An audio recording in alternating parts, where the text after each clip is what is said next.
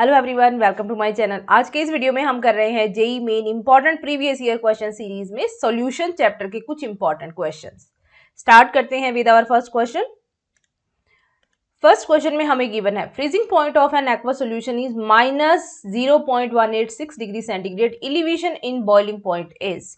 हमें delta T B calculate करना है और डेल्टा टी एफ के लिए हमें हिंट दिया गया है कि फ्रीजिंग पॉइंट दिया गया है -0.186 डिग्री सेंटीग्रेड। के बी और के एफ की वैल्यू गिवन है, तो यहाँ से हम बहुत इजीली निकाल सकते हैं। डेल्टा टी बी क्या है हमारे पास में, K B into small M. Delta T F क्या होगा हमारे पास, के एफ इंटू स्मॉल एम। अगर हमने सेम सोल्यूशन लिया है तो मोलैलिटी की वैल्यू सेम होगी, हम इन दोनों को डिवाइड करा देते हैं। मोलैलिटी से मोलैलिटी कैंसिल हो गई और हमें मिल जाएगा expression delta T B over delta T F is equal to K B divided by K F. K B K F की वैल्यू गिवन है, डेल्टा टी एफ की वैल्यू कितनी आएगी यहाँ से, delta T B divided by 0.186 is equal to kb is 0.512 divided by kf is 1.86। और अब आप इसे सॉल्व करते हैं, then we get delta T B is equal to 0.0512। ये आ जाएगा हमारे पास में आंसर। तो इसके अकॉर्डिंग हमारा करेक्ट ऑप्शन बन जाएगा option number 2। Next question, with increase in temperature which of these changes.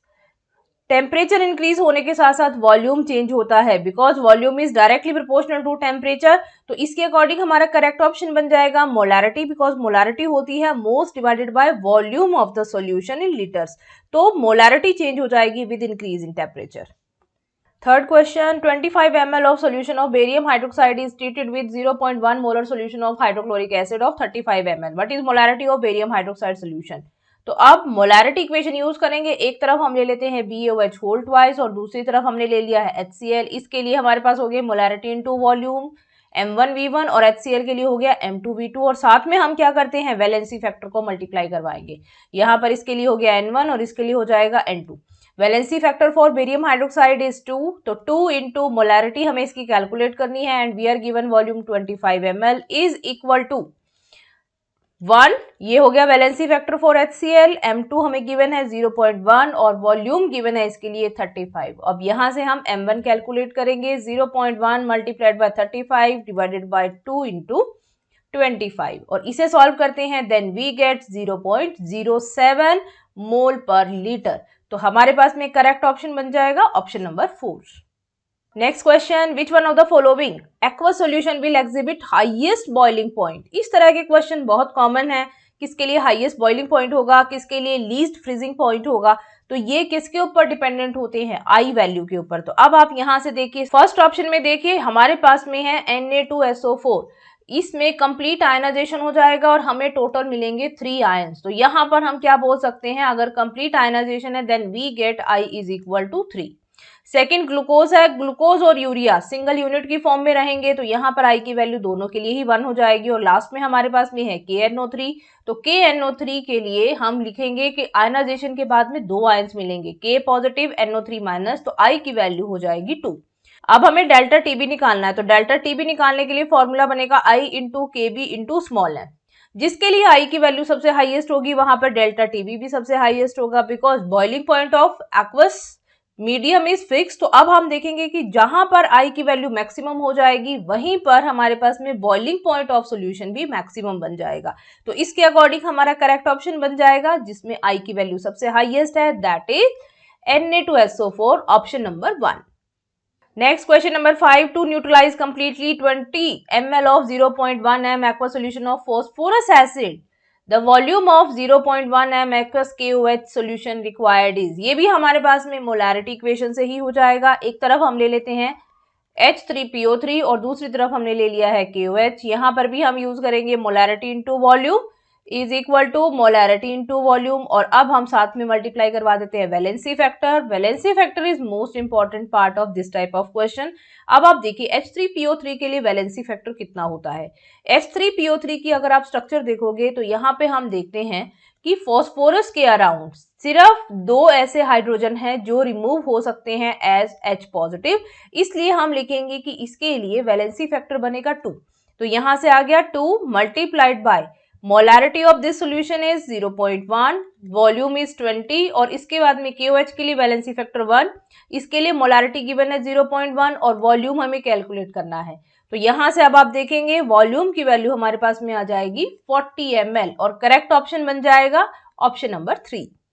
Next है हमारे पास में question number 6, at constant temperature vapour pressure of aqua solution of Na2SO4 urea and AlCl3 are equal with the vapour pressure of aqua solution of 1.2 m KCl solution, then molality of aqua solution of Na2SO4 urea and AlCl3 are respectively. बहुत ही simple सा question है, हमें 1.2 m molar solution KCl का given है, तो हम यहां से देखिए वेपर प्रेशर इक्वल होने का मतलब कॉलिगेटिव प्रॉपर्टी इक्वल है, तो यहां पर अब हमारे पास बाकी रिमेनिंग जो सॉल्यूशंस बचे हैं उनकी मोलैलिटी सिर्फ डिपेंडेंट होगी आयनाइजेशन पर। आयनाइजेशन मींस उनके लिए आई वैल्यू पर। तो अब आप देखिए KCl के साथ में हम किसको कंपेयर कर लेते हैं, KCl के साथ में हमने कंपेयर कर लिया है Na2SO4 को। अब दोनों की कॉलिगेटिव प्रॉपर्टी बराबर है एक दूसरे के लिए, तो कॉलिगेटिव प्रॉपर्टी बराबर है तो हम लिख सकते हैं I1 into M1 should be equal to I2 into M2। हमें M2 निकालना है, I1 की वैल्यू कितनी हो जाएगी, देखो KCl का आयनाइजेशन हो जाएगा तो मिलेगा 2, मोलैलिटी हमें गिवन है 1.2, यहाँ से I2 की वैल्यू हम इसका डिसोसिएशन करवाएंगे देन वी गेट 3 और मोलैलिटी हमें निकालनी है, तो यहाँ से M2 की वैल्यू आ जाएगी 2.4 डिवाइडेड बाय 3, तो इसके लिए आंसर बन जाएगा 0.8 m। इसी तरह से हम यूरिया के साथ में कंपेयर करेंगे, देखो यूरिया हमारे पास में रहता है सिंगल यूनिट की फॉर्म में, तो I की वैल्यू 1 आ जाएगी और इसके लिए जब आप सेम इसी तरीके से निकालोगे तो हमें आंसर मिल जाएगा 2.4 m। और थर्ड हमारे पास में है AlCl3। AlCl3 का जब डिकम्पोजिशन होगा तो हमें मिलेंगे टोटल 4 आयंस, तो यहाँ पे हमारे पास में इसके लिए मोलैलिटी की वैल्यू आ जाएगी 2 इंटू 1.2 डिवाइडेड बाय 4 और यहाँ से अगर हम सॉल्व करते हैं देन वी गेट 0.6 मोलर। तो अब आप देखिए इसके अकॉर्डिंग हमारे पास में करेक्ट ऑप्शन बन जाता है option number 2। Question number 7, a binary ideal solution is formed by liquid A and B at constant temperature. Mole fraction of liquid A in vapor state is 0.4. Its partial vapor pressure is 400 mm. Then what will be partial pressure of B? Partial vapour pressure of B निकालना है तो हम क्या करेंगे, सबसे पहले total pressure निकाल लेते हैं using these values for A। तो हमारे पास में क्या आ जाएगा, partial pressure of A is equal to P total multiplied by mole fraction of A। अब आप यहां से देखिए P टोटल की वैल्यू आ जाएगी PA डिवाइडेड बाय XA, हमें दिया हुआ है PA इज इक्वल टू 400 और मोल फ्रैक्शन इज 0.4। अब यहां से अगर हम सॉल्व करते हैं then we get total vapour pressure is 1000 और 1000 ml अगर हमारे पास में टोटल आ गया तो इससे अब हम PB को आराम से कैलकुलेट कर सकते हैं। तो PB कितना आ जाएगा, P total multiplied by XB। हमारे पास में XA plus XB is always equal to 1, तो अगर हमें XA की वैल्यू 0.4 दी गई है तो XB इज इक्वल टू आ जाएगा 0.6, तो PB की वैल्यू हम निकालेंगे 1000 मल्टीप्लाइड बाय 0.6, तो यहाँ से आंसर आ जाएगा 600 mm। ऐसे भी कर सकते हैं, नहीं तो डायरेक्टली जब हमें P टोटल मिल गया है तो हम P टोटल में से PA माइनस करवा देंगे तो हमें PB मिल जाएगा। दोनों ही मेथड है, किसी भी मेथड को अडॉप्ट किया जा सकता है। Next question number 8, 1 molar aqua solution of substance boil at 100.55 degree centigrade, then at what approximate temperature it freezes. हमें दिया गया है बॉइलिंग पॉइंट ऑफ सॉल्यूशन और हमें पूछा गया है freezing point of same solution. अब हमें KB और KF की वैल्यू गिवन है तो इनको यूज करके हम निकाल सकते हैं डेल्टा TB कितना आ जाएगा हमारे पास 0.55 डिग्री सेंटीग्रेड। डेल्टा TF हमें कैलकुलेट करना है और इन दोनों को रिलेट कैसे कर सकते हैं हम, delta TB over delta TF is equal to KB divided by KF। अब हमें सारी वैल्यूज गिवन है तो हम डेल्टा TF निकाल लेंगे, यहाँ से आ जाएगा KF divided by KB multiplied by delta TB। KF is 1.86, KB is 0.51 multiplied by 0.55। इन सबको सॉल्व करते हैं देन वी गेट 2 केल्विन और 2 डिग्री सेंटीग्रेड। हमारे पास में because this is change in temperature तो डिग्री सेंटीग्रेड और डिग्री केल्विन में एक दूसरे के बिल्कुल इक्वल होगा, तो इसके अकॉर्डिंग अगर हम लिखते हैं तो हमारे पास में कितना आ जाएगा आंसर, देखिए हमें निकालना है freezing point of solution. Freezing point water के लिए फ्रीजिंग पॉइंट है 0 डिग्री सेंटीग्रेड और 273 और उसमें से 2 केल्विन और डिक्रीज हो जाएगा, तो हमारे पास में करेक्ट ऑप्शन बन जाएगा option number 2 271 kelvin. Question number 9, eight constant temperature osmotic pressure of an aqua solution of 1.5 molar NH4NO3 and X normal Al2SO4 whole thrice are equal, then mention the value of X। x की value mention करनी है हमें, osmotic pressure की value same है। तो देखिए यहाँ पर हमारे पास में क्या बन जाएगा, ऑस्मोटिक प्रेशर के अगर हम रिलेशन से करते हैं तो हमारे पास में बन जाता है सिर्फ molarity into valency factor of NH4NO3 is equal to valency factor and molarity of Al2SO4 whole thrice. इस सिंपल से रिलेशन को यूज करके हम इस क्वेश्चन को सॉल्व कर सकते हैं। वैलेंसी फैक्टर यहां पर कितना रहेगा हमारे पास में 1, बिकॉज दिस इज सॉल्ट, तो हमने देखना है चार्ज ऑन के टाइम, तो +1 आ जाएगा, मल्टीप्लाइड बाय मोलैरिटी है 1.5। यहां पर आप देखिए वैलेंसी फैक्टर कितना आ जाएगा, टोटल चार्ज ऑन के टाइम इज इक्वल टू 6 और मोलैरिटी हमें निकालनी है। M2 की वैल्यू कैलकुलेट करेंगे तो M2 आ जाएगा 1.5 डिवाइडेड बाय 6, तो यहां से हमारे पास में आंसर आ गया 0.25। ये तो बनी है मोलैरिटी। अब हम इसे कन्वर्ट करेंगे नॉर्मेलिटी में, तो नॉर्मेलिटी कितना होता है, molarity into valency factor. Again आपने वही वैलेंसी फैक्टर 6 यूज करना है फॉर एल्यूमिनियम सल्फेट, तो मोलैरिटी है 0.25 मल्टीप्लाइड बाय 6 आ जाएगा, और इसे हम सॉल्व करते हैं, then we get answer 3.6 normal. तो ये है हमारे पास में करेक्ट सॉल्यूशन, और हमारे पास में करेक्ट ऑप्शन बन जाएगा option number 2। Question number 10. Which of the following statement is false? Raoult law state that vapor pressure of the component over a solution is proportional to its mole fraction. बिल्कुल सही है। Vapor pressure of any component is directly proportional to its mole fraction. PA is directly proportional to XA. PB is directly proportional to XB. Second statement. The osmotic pressure of the solution is given by equation pi is equal to mRT. बिल्कुल correct है। यहाँ पर molarity होती है, molarity है, इसकी जगह हम सी यूज कर सकते हैं, कंसंट्रेशन मोल पर लीटर में ही रहेगी।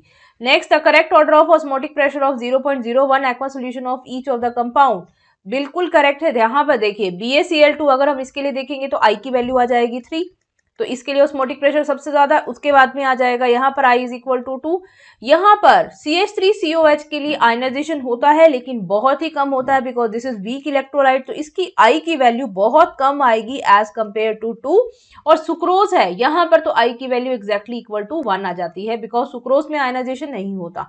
तो अगर हम वैल्यू देखते हैं ऑस्मोटिक प्रेशर की जब हमारे पास में डिसोसिएशन या एसोसिएशन होता है, तो pi is equal to I into CRT, तो जितनी ज्यादा I की वैल्यू उतनी ही ज्यादा पाई की वैल्यू होगी, तो इसके अकॉर्डिंग हमारा ये स्टेटमेंट भी करेक्ट है।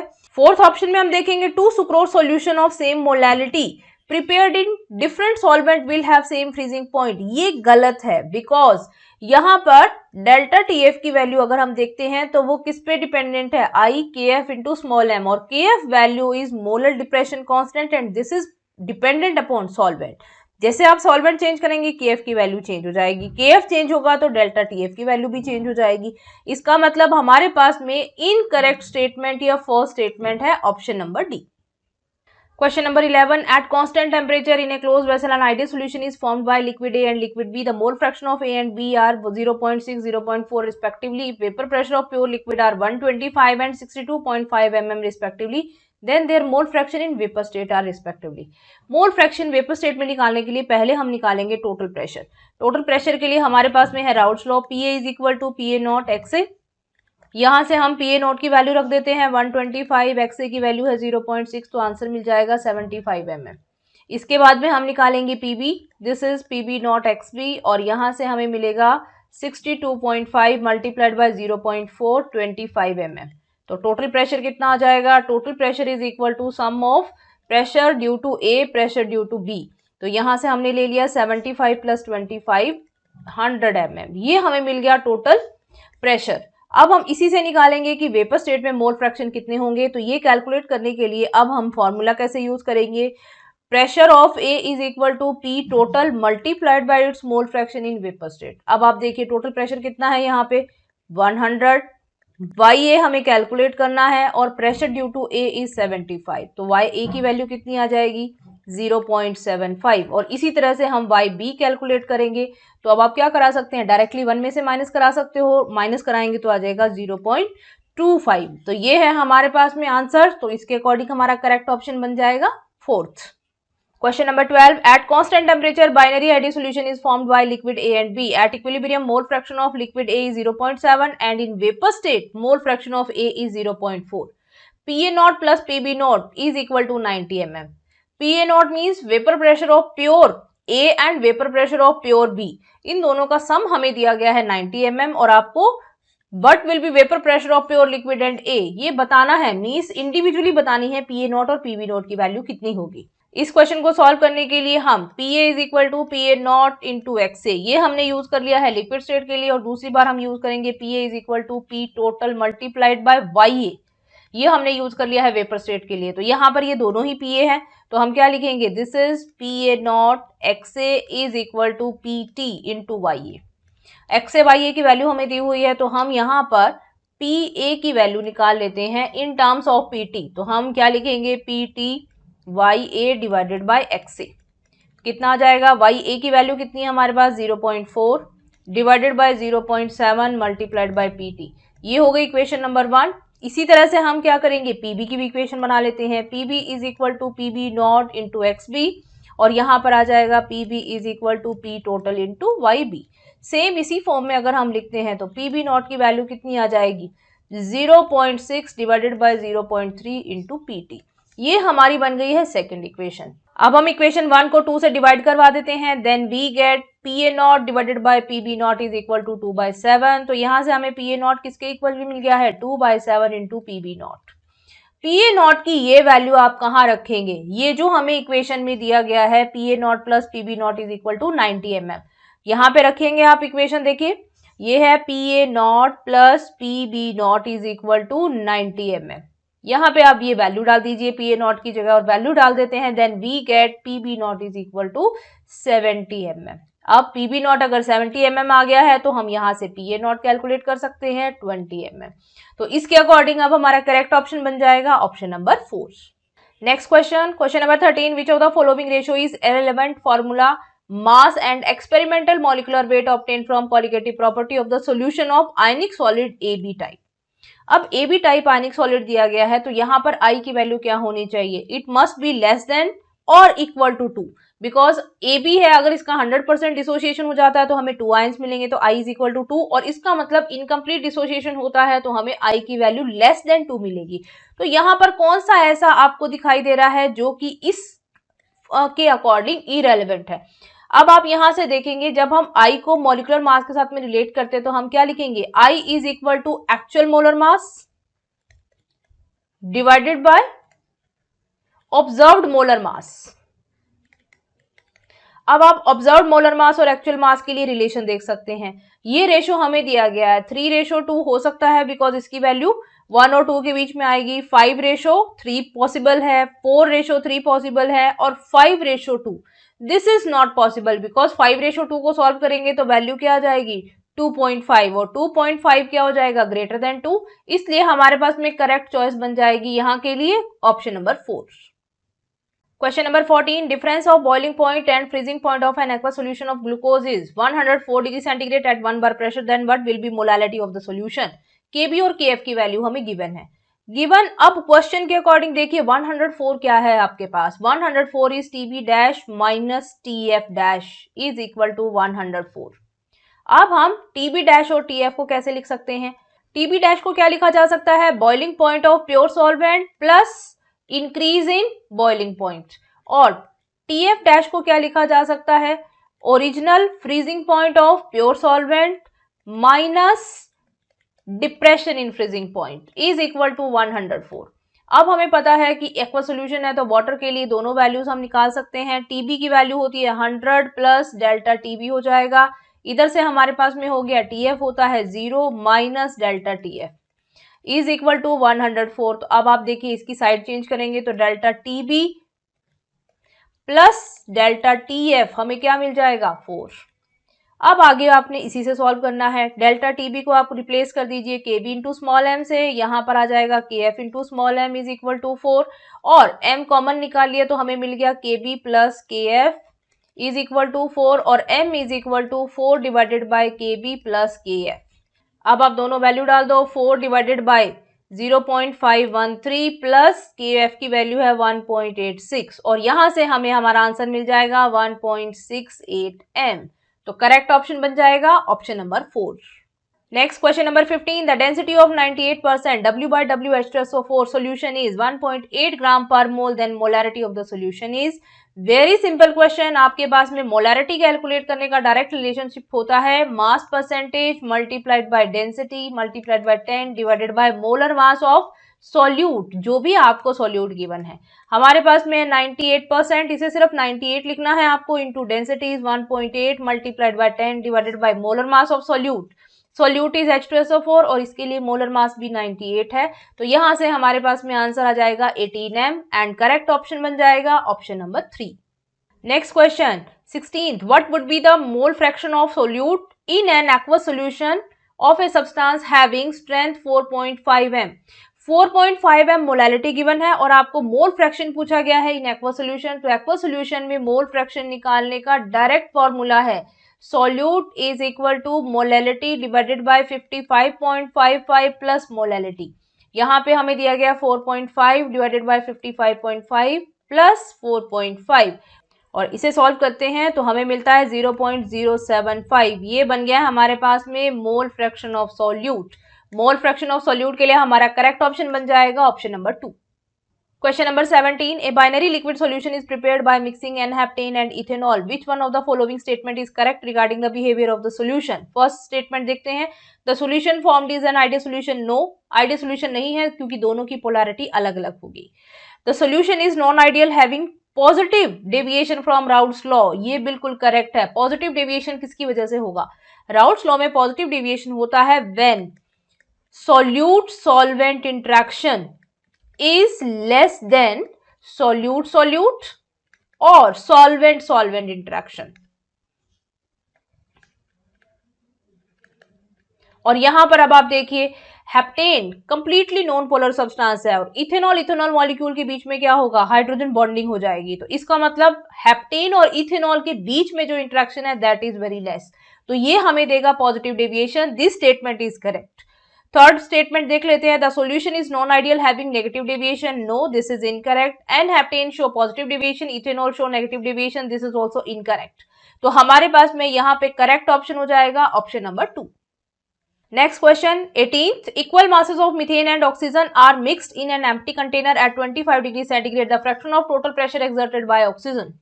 ऑक्सीजन कितना प्रेशर एक्सर्ट करेगा ये हमारे पास में आता है bye its mole fraction. Because total pressure तो सेम ही है हमारे पास में. टोटल प्रेशर अगर सेम होगा तो हम सिर्फ मोल फ्रैक्शन से निकाल सकते हैं कि कितना प्रेशर ऑक्सीजन इंडिविजुअली एक्सर्ट करता है.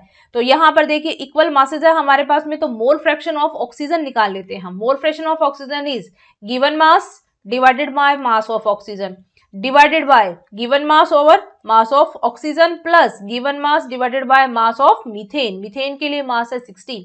अब हम इसे सॉल्व करते हैं तो मोल फ्रैक्शन ऑफ ऑक्सीजन हमें मिल जाएगी 1/3.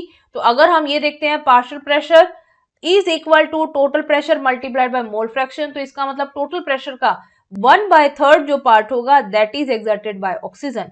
तो इसके अकॉर्डिंग हमारा करेक्ट ऑप्शन बन जाएगा ऑप्शन नंबर 4.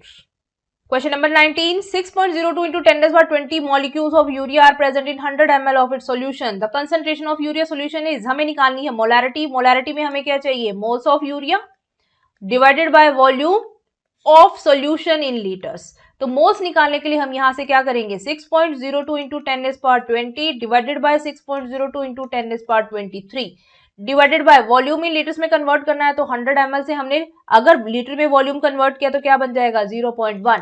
तो यहां से देखिए हमारे पास आंसर कितना आ रहा है 10⁻³ डिवाइडेड बाय 0.1. तो आंसर कितना हो जाएगा हमारे पास 10⁻².